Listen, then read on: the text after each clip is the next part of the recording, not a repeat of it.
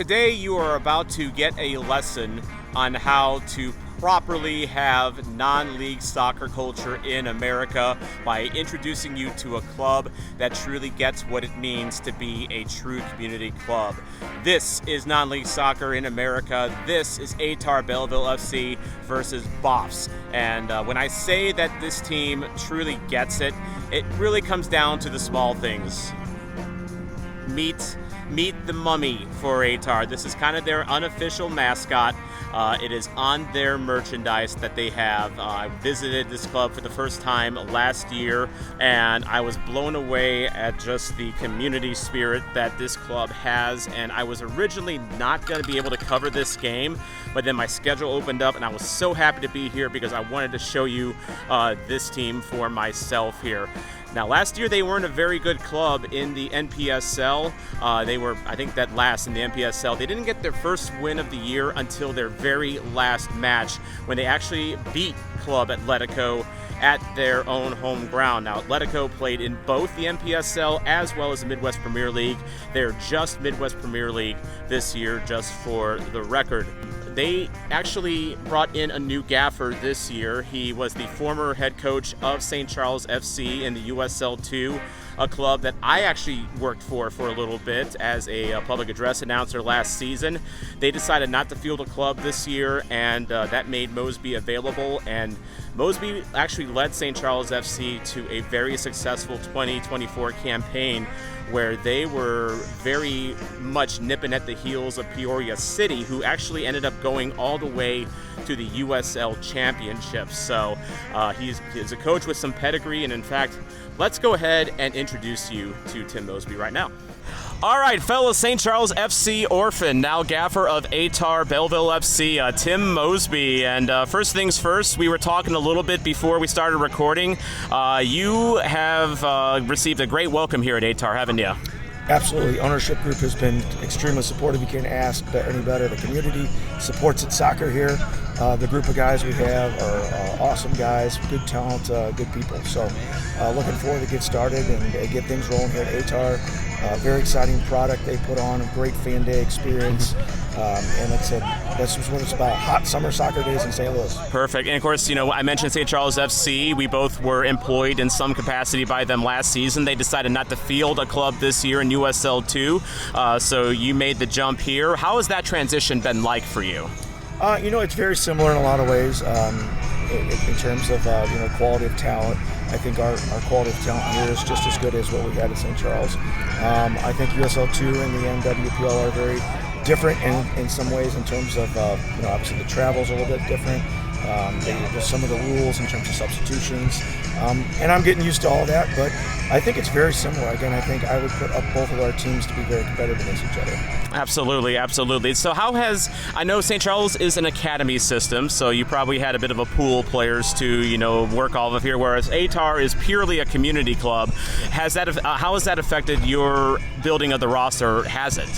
Yeah, I mean, we have to go out and we make some phone calls, and like I said, the coaches and I reached out, and we obviously have a good, obviously you can see our age group is from 18 to 25, and some players that had great college careers that are still kicking and trying to progress their careers. Some college players sharpening up for the season, but it all comes down to recruitment no matter where you're at.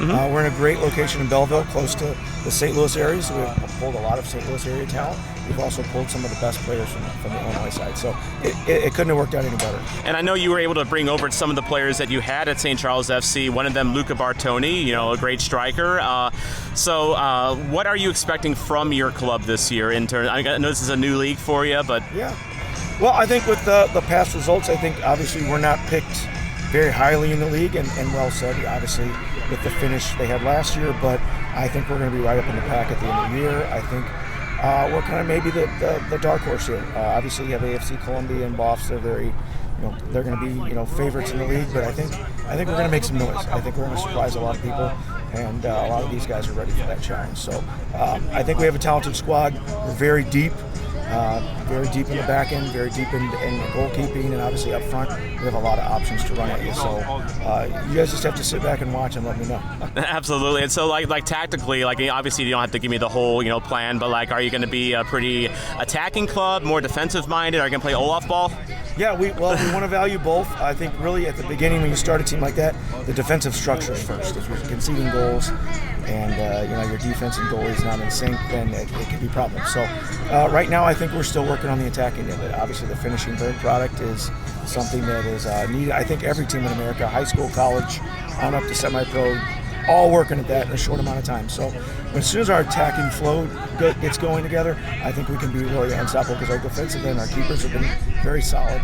But we're gonna fly at teams. We're gonna use our youth. We're gonna use our speed, and we're gonna be an exciting team to watch if you come out to watch us. Well, it's gonna be very exciting, and I'm just glad we both landed on our proverbial feet. So, well, thank you, Tom. Best of luck to you. All right, thank you so much. Very good here from my my old co-worker Tim Mosby, but let's go ahead and talk to one of his players. This player's got an interesting story.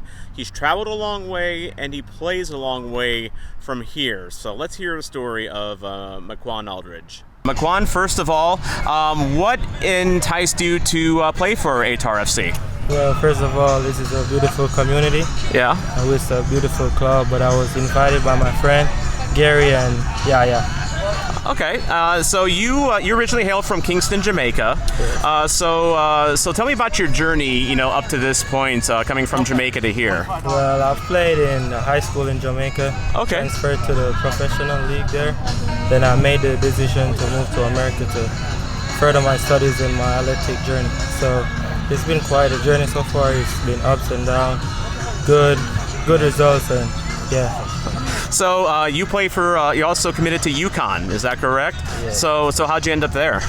Well, I've had a pretty good fall season, yes. Yeah. That's what I could say. I've scored 23 goals and assists, like 8, made All-American, and I think like that got the attention and my ability, of course. Yeah. Do you have any inspirations in the game that like somebody maybe try to model yourself after? Ronaldinho and Cristiano Ronaldo, yeah, for sure. What's your goals in the game of soccer? Are you hoping to go pro eventually, or? Yeah, my focus is to be pro, obviously, yeah. Okay. So taking it one step at a time. Oh, just hanging out with some football buddies here at the soccer game, as we do here in America. So we got to introduce you to Atar, but now let's go ahead and introduce you to some of the grounds a little bit and some of the things that make Atar pretty special, and then we'll meet the BOHFS, and we'll finally answer a long-awaited question I've been wanting to answer. What is a BOHFS?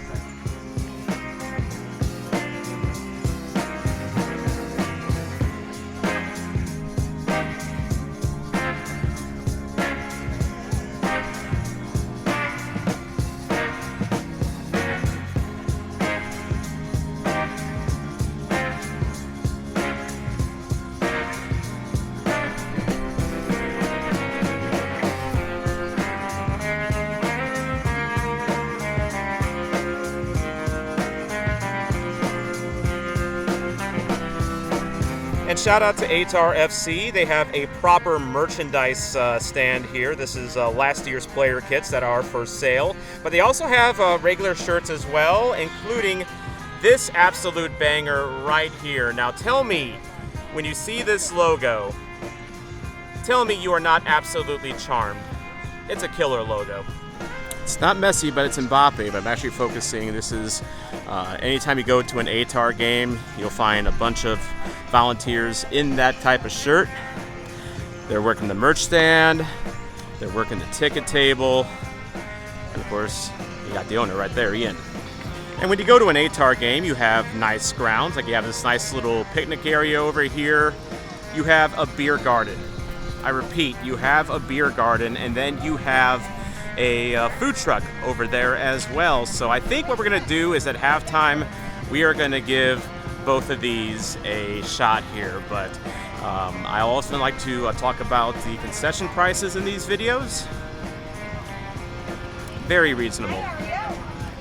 Oh, they're actually serving hot dogs here. That's new. They didn't do that last year. Got some good community support here, some decent sponsorship here. Except for here. Seriously, if you're in Belleville, support this local club. Get your logo there. Next time I'm here, which I think will be in late June, I better see a logo here. All right, I'm here with Alan, owner and gaffer of the BOHFS, and ever since you joined the Midwest Premier League, I've been dying to ask you a question, and that is, what is a BOHF? So it started as a little inside joke amongst a few really close friends, and basically it's like homies, buddies, friends, something along those lines. Yeah. And it was an inside joke, and our Sunday league, we'd call us that. And then when this opportunity came about, we're like, all right, let's just do it. So here we are. So does it stand for anything, or no? It's just it stands for something now. But it does now. Okay, interesting. Yeah. And then of course, are you an Ajax fan? Is that where the logo comes from, or no? We were just browsing, and the Ajax logo came up, and you're like, you know what? Why don't we just change the hat a little bit and use that? And that was, So an inside joke now becomes a semi-pro club in the Midwest Premier League, and this is your first year, I think, ever playing at a level like this, correct? Correct. So what are your expectations going into this? I mean, we're just like anything. We're just going to do our best. We're going to have fun, work hard, and whatever happens, we'll take it. But, we're going to try to win every single game, every single battle, and, when it's all said and done, we want to be at the very top, of course. Yep, and one thing that was very apparent when you were announcing the players that were signing was that you are an older roster. I just saw St. Louis Development Academy, and they're under 19s. Yeah. So we're talking like college freshmen, but talking to Adam and talking to some of the guys. I mean, they've been around the block. I mean, is that intentional? Is that something that you sought when you sought to build this club? I mean, I enjoy having older guys on the team. I think experience and an understanding for each other goes a long way. Sure. And lucky for me, I've known a lot of these guys for 10 plus years. Some of them, some old teammates, and they're all very active and they still play. So it was just a nice progression. But we do have quite a few young players as well. We just haven't announced them yet, but we've got 2 17-year-olds. We've got Ogie, who was an All-American at MOBAP. He's at Cleveland State now. He's 20. Anis, he's at Lindenwood. There's a few young guys that I think that fit right in with the guys. And, adding to that, we could have picked up younger guys and this and that, but, we have a really good core, and it's like if there's young guys that fit in with those guys, then more than welcome. If not, then maybe something else. And what an experience for those young players to play along the sides of someone that played for Leeds Academy, like Adam, Swansea City, Republic of Ireland. Paul Montserrat is a Spaniard. I mean, he brings his experience. So I mean, it's also a big opportunity for them. Oh, absolutely. And if all the things the older guys went through and learned in their 10, 15, 20 years of playing, if they can pass a couple pages on to the young guys and save them a year or two, I mean, how good for them, Exactly. Now, we were talking a little bit, before we started recording and leading up to this. Mm-hmm. You wanted to do more than just Midwest Premier League. Like, you wanted to, have this club around just beyond the 2 months that the season's going on. Oh, absolutely. I mean, it's not like we have, like some of the other teams that have purely college guys. They're here for 2 months and they're gone. Most of these guys are in the St. Louis area. They play on the same indoor Sunday league teams. So why not, extend it, and we've already, we've got a few games set up in the fall. We just haven't, confirmed or announced anything yet, but hopefully, we can play from March until late October, and then maybe play a few indoor games as well. And finally, you're the only club in the Midwest Premier League that is actually in the city of St. Louis. You play on the south side at St. Mary's. I mean, do you feel like you're representing the city in this league? I mean, I think all of us are representing the city in some way. We're just, the relationship with St. Mary's was, I have an old teammate, good friend, who's athletic director, and it all just kind of, meshed together. And, I think we're really proud to be playing right in the middle of the city, 5 minutes from everything. And, hopefully the teams that come and play us, kind of get to see the city as well, instead of just like stay away from there. And speaking of relationships, congrats on the Urban Chestnut sponsorship for your kids this year, although I understand we will not be seeing them today. No, everything was, it's delayed about 2 weeks. So hopefully next weekend we'll have everything. And then, by our first home game, we'll have everything for sure. Well, it's not non-leagues without something going a little awry, right? I mean, you've already seen it just today. Exactly. Well, best of luck to you. Thank you so much. Appreciate it. Thank you for taking the time to, spend some time with us. Adam Knight, a certified BOHFS. And Adam, you actually played for Ehtar last year, and you switched to BOHFS. So first things first, what attracted you to jump to BOHFS? Good question. Alan, my good friend, the head coach, the owner, the man behind the scenes at BOHFS, he persuaded me to come over.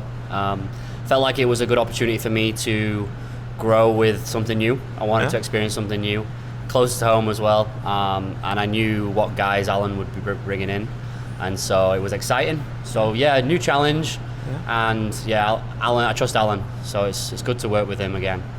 We've been friends for a while, so. Absolutely. So I understand that you're also a coach in this area. Is that correct? Yes, I coach for Scott Gallagher, St. Louis Scott Gallagher. Great club. I'm based on the Illinois side, but we have a Missouri side as well. So quite a famous club around the Midwest. Sure. So, but yet you're still continuing to play, and you've been around the block a little bit. You're probably one of the older players in the league, and you're going to be playing against, like, yesterday I saw St. Louis Development Academy, and they're under 19s. So we're talking like college freshmen and college sophomores, and you probably got them beat by a decade. So honestly, What keeps 10 years. What keeps you going?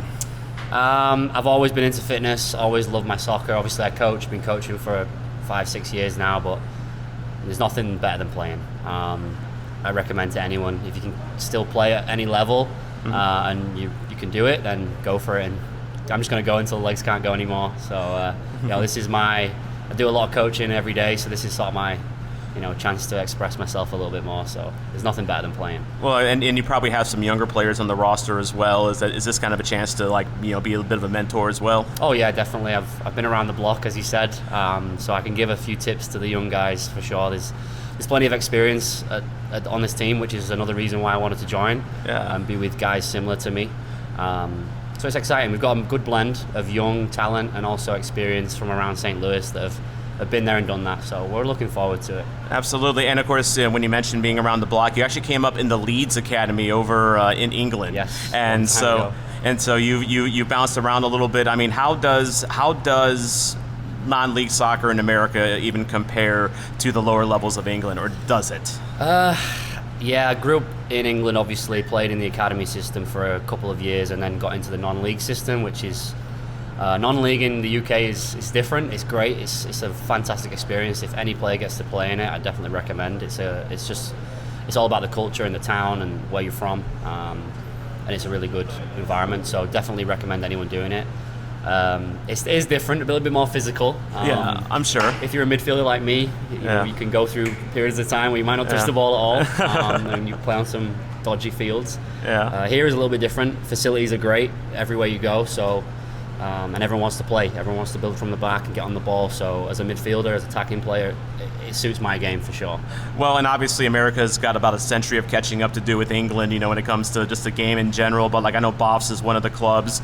Ehtar is another club that's trying to build a community club, and there's others around as well. AFC Columbia is a good example of that. But what's it going to take for America to even catch up to England in terms of just building a lower league culture, you think? Well, obviously everyone goes on about pro and rel, relegation, promotion. I think that's a huge factor in the English system. You could be a small club, a community club, and if you have the backing and the players, you can move up to whatever you want. There's always hope.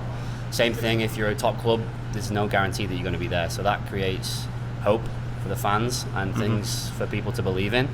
With here, it's harder because we've got different leagues scattered around, but obviously the geography as well. It's a big country, so it's hard to get everyone on the same page if you're in a different place, but the Midwest Premier League has kind of done that. We're all in the same area, which is great. I think it's fantastic. There's different leagues within the league, so hopefully this keeps growing, and this can be sort of the start of non-league And one of the conferences in the Midwest Premier League, the Heartland, does have Pro Rel. Do you think America is ready for Pro Rel? 100%. I know that the USL is trying to do it as well. I think it's about time. The only thing that's stopping them is the finances, right? People have got to commit to it, and people don't want to lose money by getting relegated or whatever. So I think that's the only way you grow the game, if I'm perfectly honest. There's a lot of leagues that are fighting for the same thing. If we can all come together and get under one pyramid, I think that would help the system for sure and development in this country.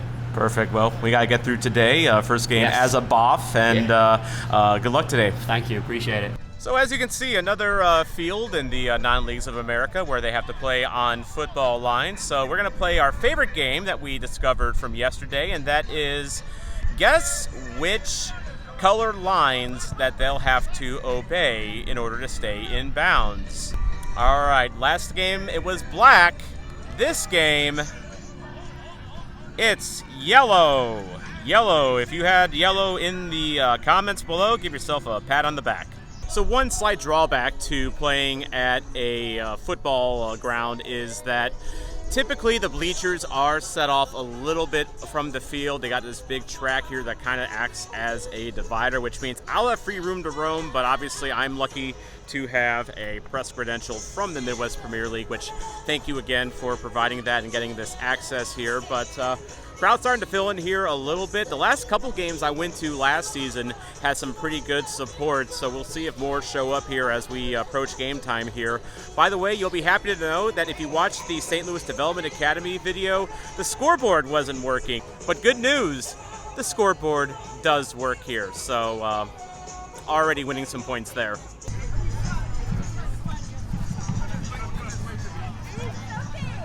We at Atar FC would like to welcome everybody to the 2025 season. This year we are proud to have joined the Midwest Premier League.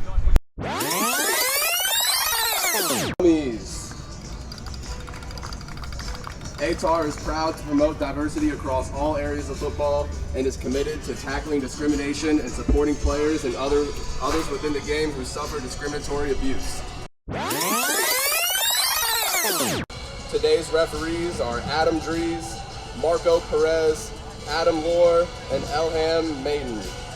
Oh, the land of the free and the home of the brave. If we could all have a moment of silence real quick in honor of Patrick.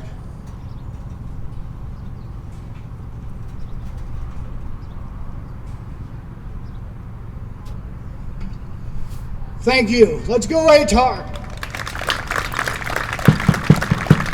By the way, the moment of silence was for one of their beloved board members who unfortunately passed away during the off-season. He was a big part of Ehtar, and he will be sorely missed. So it's cool that they're going to be wearing the black armbands for them today. But things you love to see is the community support, proper anthem singers, and we even got the drums here. So let's go. And we are underway, a new semi-pro journey beginning for both Ehtar as well as BOHFS.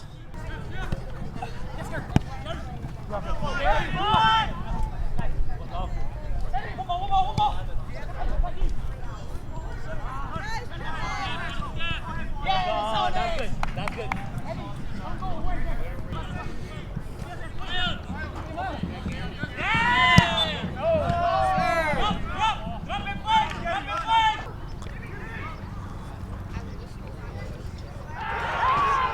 Well, Mosby clearly thought that should have been the BOHFS goalie that got it, but oh well. I mean, to me, it looked like the Ehtar player was just holding his ground in the box, and then it was the goalkeeper that kind of ran up and collided with him, but I'm not a ref.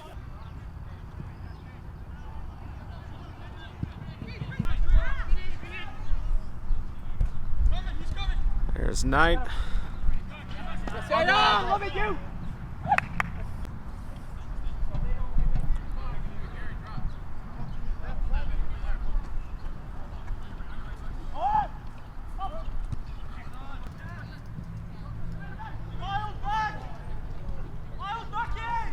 Well, got it on net at least.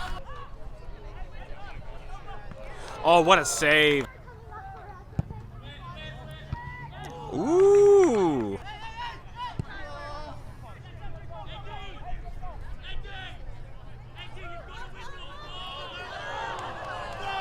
Oh my.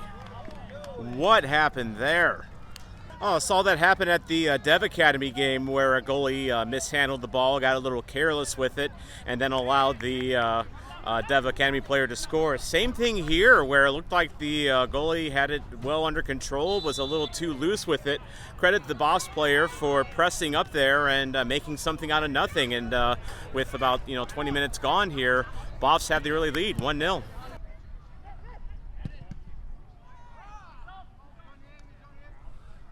And what makes that goal even more unfortunate for Ehtar is that before then, this was a very evenly played game so far. Neither team really mustering up a quality chance except for one by BOHFS earlier on, and then BOHFS saving one as well. But it's been a pretty cagey affair up until this point, and no team really unlocking the other except, for that unfortunate mishap.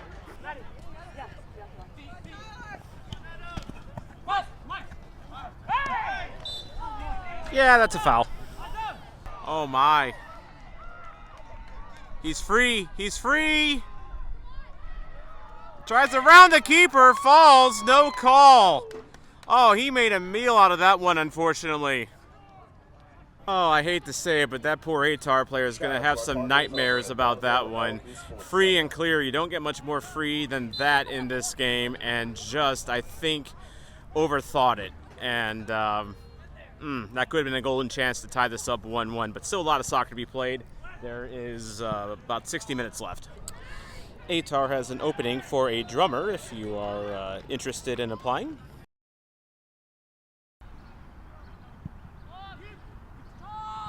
Too long.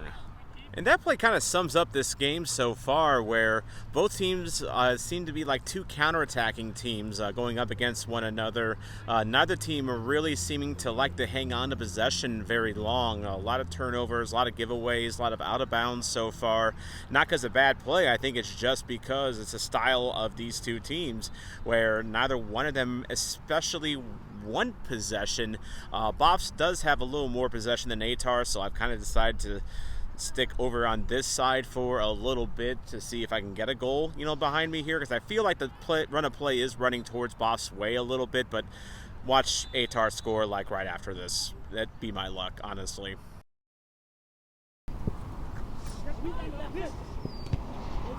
The fourth official has indicated 2 minutes of extra time.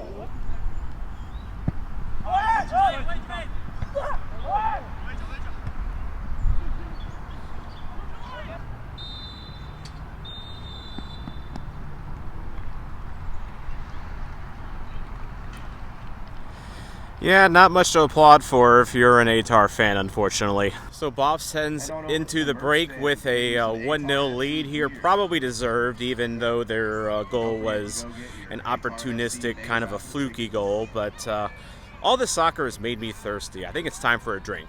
And thankfully, because we are here at Ehtar, we don't have to just go to a water fountain to get a drink. We have options. Yes, sir. All right, I think I'm going to try your Ehtar lager. You got it, baby. Yeah, and I'll have a hot dog with it too. All right. Tiger, got another hot dog. All right, so is this pretty good? I don't know. You don't know? You haven't tried yet. We're not allowed to drink on the clock yet. Oh, you know what? That's totally fair. So in a little bit, I'll let you know. This is a pretty beefy hot dog here, and Chicagoans, don't look.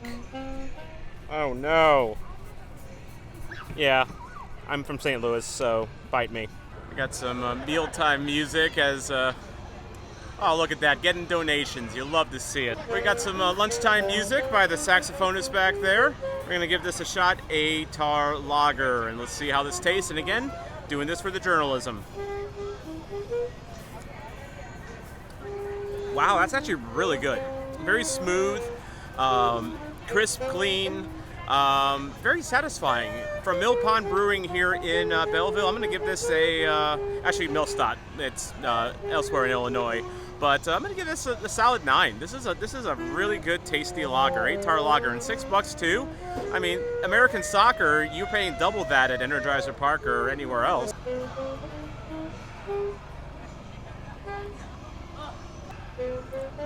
Even the hot dog's a banger. And if you're new to my channel, I have a nasty habit of not making it back in time for the halftime kickoff, and it struck me again. But that's okay, because when you're around good people, out there, and you're having good drinks, those things tend to happen. All right, here's the scoreboard, and tell me what is wrong. Yeah, it's counting down, not upwards. Oh, it stopped. So it looks like they're gonna fix it. Wait, now it's counting up. Nope, now it's stopped again. Honestly, this might be more entertaining than the game at this point. Well, it's counting up again. Oh, wide open shot. Oh, blocked. That time and space may have waited too long. Oh, is this the moment for Ehtar? Nope. I want to call that well defended, but defended well enough. It appears they have fixed the clock. Huzzah!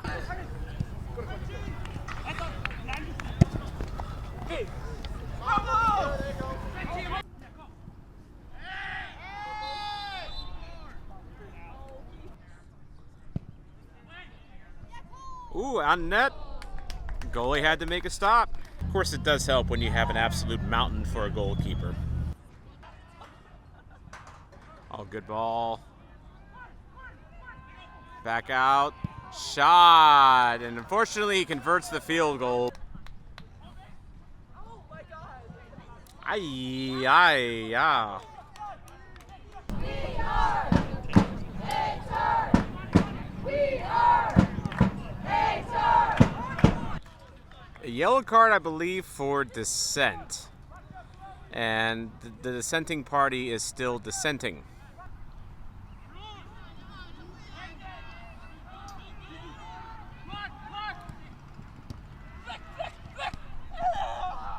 Oh man, I feel for you. And that's kind of how it's gone for Atar this half. I mean, I'm positioned here hoping to see a counterattack and at least to a goal, but unfortunately just not very clinical in the final third. Oh, things you love to see.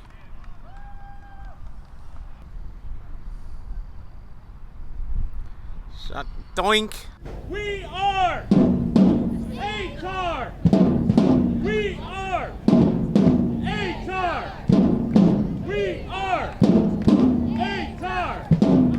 We are Ehtar. Hey, the job was available.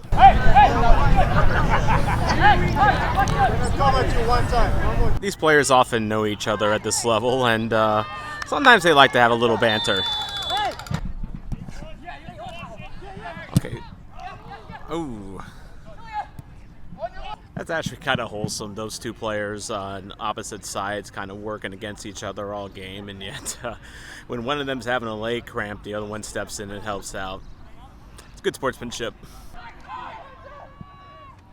Promising, promising, but well defended, well defended.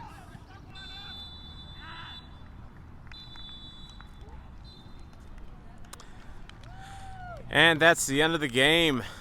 BOHFS takes it 1-0. They take a lucky chance and do the best with it. And there you have it here. This is Atar FC, and it's kind of cool at this level that they're not rushing fans out. They actually encourage fans to hang around, hang out, kind of commiserate. I mean, even the players will kind of come out and hang out here as well. When they walk out, they slap hands with the supporters and the volunteers. But the beer garden stays open for an hour. The food trucks stay open for another hour as well. And when I come back to Atar, which I'm planning on doing in late June, I think either June 28th or June 30th, they actually light that tree up. It's kind of a nice, cool vibe. Hold up. This is Editor Tom from the future here, and I was going to go into my outro where I tell you about the next game that I am going to be covering for this series, which would have been this Wednesday with Club Atletico versus St. Louis Stars. Club Atletico and St. Louis Stars have moved Wednesday's game to June, as you can see in this graphic, which is, I believe, literally how the Midwest Premier League found out about this date change. So, we will not be covering that game on Wednesday, and they moved it to a date that I'm not going to be available. But I assure you that I will get to Atletico and Stars at some point this year. In fact, here's the graphic right here with all of the dates that I have currently tentatively scheduled.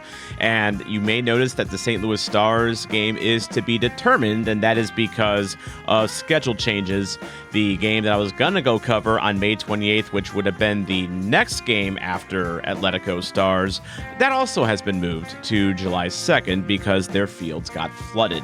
So that is just non-league soccer in America for you here. The schedule is definitely subject to change. But once St. Louis Stars kind of gets things settled with their home schedule, I'll commit to a game at some point. I just can't commit to one right now. I want to thank Ehtar for once again rolling out the warm welcome for me as I always get there, and it's just such a great vibe, and I hope you guys check out Ehtar at some point if you're out in Belleville, or if you can make the trek to Belleville, a true community club. And I'm really excited when I go see BOHFS late next month as well to see what they can do as a club that is, as you heard earlier, they are just a Sunday league club that basically has decided to step up their game a little bit. And hey, they got a dub in their first ever Midwest Premier League match. So, I mean, hats off to them. Now, if you want to check out a BOHFS game for yourself, their first home game is on June 7th. That is a Saturday at home against AFC Columbia. But their home schedule really gets going into the late of June, as you can see on this schedule. If you want to see an Ehtar game, well, their next home game is also on June 7th, as they will host St. Louis Stars at 7 o'clock at Althoff Catholic. But they also kind of get their home schedule going late in June, and the next game I'm covering for them will actually be Friday, June 20th, as they will host St. Louis Development Academy. The next game I'm covering for BOHFS at home will be on June 28th, also against St. Louis Development Academy. And if you're sensing a trend with St. Louis Development Academy, well, I think they're going to be a bit of a menace this league, and it's going to be very, very interesting to follow their progress throughout the year as they take on these older clubs. But if you enjoyed this video, make sure to drop a like on it and make sure to subscribe for more. This is non-league soccer in America. And drop a comment below what you thought about the game Saturday, or what you want to see out of these videos. Are they going too long, too short? Is there a feature you want me to put in there? Let me know. And thank you to the Zombie Ultras for helping me get to games, keeping the internet bill paid, and making sure that I can bring these videos to you, which is $4.99 a month.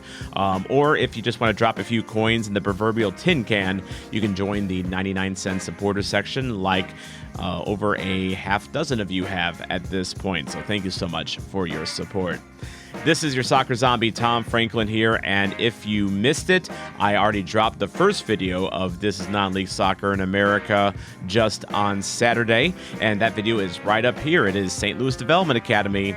They're taking on AFC Columbia, a graybeard in the Midwest Premier League. Can the new kids on the block make a surprise? It's a surprise because we really didn't know much about Development Academy before they started playing, but I assure you, there's a surprise.